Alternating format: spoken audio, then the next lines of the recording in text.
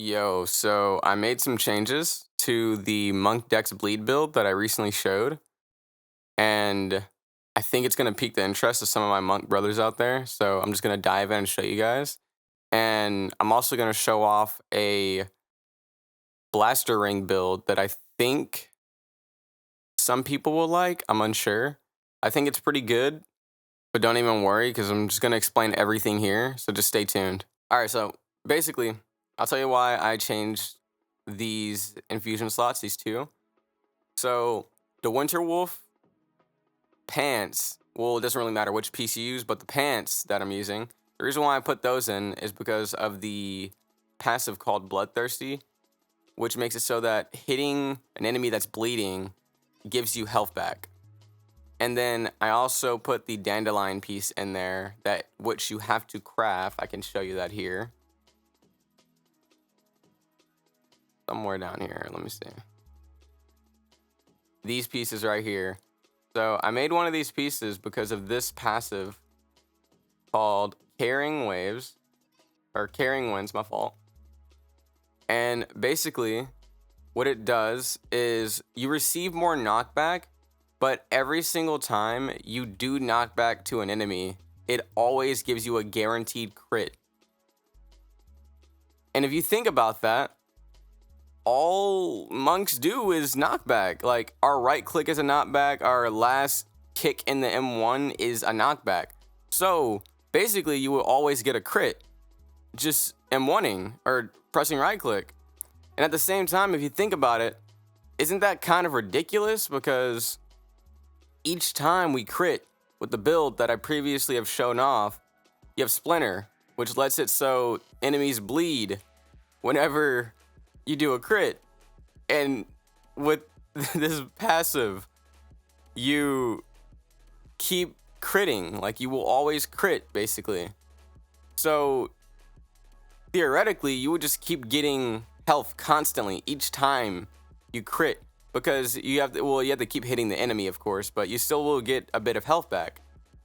So I've tested that here today, and it actually works pretty damn well, especially with Marsh Flow, because that means you have 2 chances of proccing healing. And it actually works, like I said, pretty damn well. I probably have some clips on screen that are probably showing it off, because, you know, I wanted to do some testing myself and make sure that you guys can see it for yourself before even trying this out. But like I said previously, people that are still running the infusions for Marsh Flow, you don't have to just get rid of that. This is really just preference. At the same time of, you know, if you want to change it, you will get somewhat of a health increase. But I'm gonna show you guys the blaster ring build now, because it's kind of ridiculous, I won't lie. All right, so before I show you guys this, let me just explain something. Sorry, monks, I kind of failed you guys. Not really, it's kind of the game, but there's something I almost made that could have been really busted, but I don't know if I like did something wrong or the game is just refusing for this to even happen. Someone can let me know in the comments if you figured something out. Please let me know. I really want to know if this works. But over here, let me take. I'll explain this in a second, but let me show you guys something. So I wanted to use a Winter Wolf piece for the Bloodthirsty to get the heal from bleed, and I wanted to use a Plains Wolf piece because Sharp Claws makes it so anytime you guard break somebody, they will always bleed. And I figured that would work really well with the synergy of Bloodthirsty. I used it on my fists, and it didn't want to work at all for some reason. I think these two actually cancel each other out, because I think that the Plains Wolf cloak, Sharp Claws, actually is its own, like, it's its own bleed status, if you know what I mean by that. Like, crit bleed and the guard break bleed are 2 different bleed entities, basically. So when I tried using the sharp claws to guard break and the enemy starts bleeding and I start punching them, I didn't get any of the health from Bloodthirsty, so it wouldn't work. And I tested this with both fist and guns, it just wouldn't work. But if somebody figured it out, please let me know, because I think if we do manage to figure that out, you basically would have infinite bleeding. But that's another reason why I think it doesn't work, because you would basically, you just get infinite healing if you can get infinite bleeding. So that didn't work. All right, so I'm actually gonna get into the blaster build now, but I have a few things to explain about it. So one I'm gonna say is, people that are using my original build with the Swamp Brawler and the Infusion, you don't need to get rid of it. You can keep it, because if you do that, you actually will get considered 35 healing compared to what I'm gonna show you, which is gonna be really ridiculous if you're gonna become like a blaster ring main or like some shit like that, right? So I'm gonna explain exactly what I was doing with the blasters. So when I was using the blasters originally, I thought they were trash. I thought they were mid, because the blasters didn't feel like they scaled with gear, only essence. But then I found out that they do scale with gear, dependent on your essence, actually. Not your gloves, but your essence. It's weird. So it does 10 damage with no gear on. If I throw just like one piece on, you'll see a difference. That's what a crit, but here, let me show you one more time. 13. So it scales, but by not a lot. That's the thing. So you can become a full swamp, like, not swamp, but, what is it called?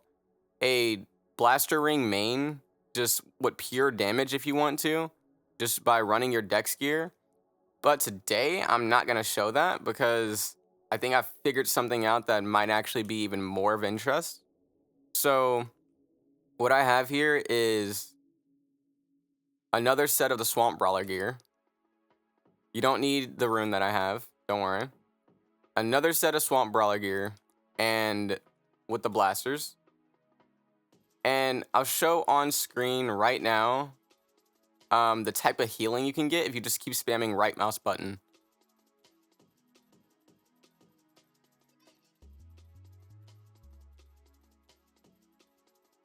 Basically, it's really crazy that you can keep doing this, because it'll keep proccing constantly if you just keep running around and spamming right mouse button. So it can be really good for Frog Dungeon. I haven't tested it yet, but I think it can be really good for Frog Dungeon. Thing is, you do low damage by a tiny bit, I'm not gonna lie, because you don't actually need the blasters to be high damaging, to be honest, because the stun is just really good.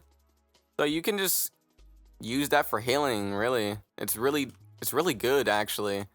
You're able to solo Iron Slayers with this as well. It doesn't really matter, but yeah, it's crazy. I don't know. Like, I tried using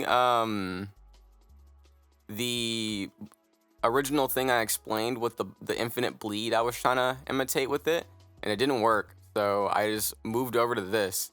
And if you're somebody wearing the Swamp Brawler and the Infuser still, you would basically get 35 health each time that procs. And if you're somebody that's copying what I have, you would just have exactly what I have. But either one is good. I don't know. I think that this is like a really good way to use the blasters. You can also swap out a piece in here for one of your dex pieces, or like Prisoner, Gunslinger, or Ninja, whatever, and just mess around and do damage while healing with Marsh Flow. So that's pretty it. You can also use Cut Down if you want to, which makes it so when an enemy is low health, you do more damage with the blasters. So it revises what I thought. Blasters aren't mid. They're actually pretty decent in some areas. But yeah. Yeah.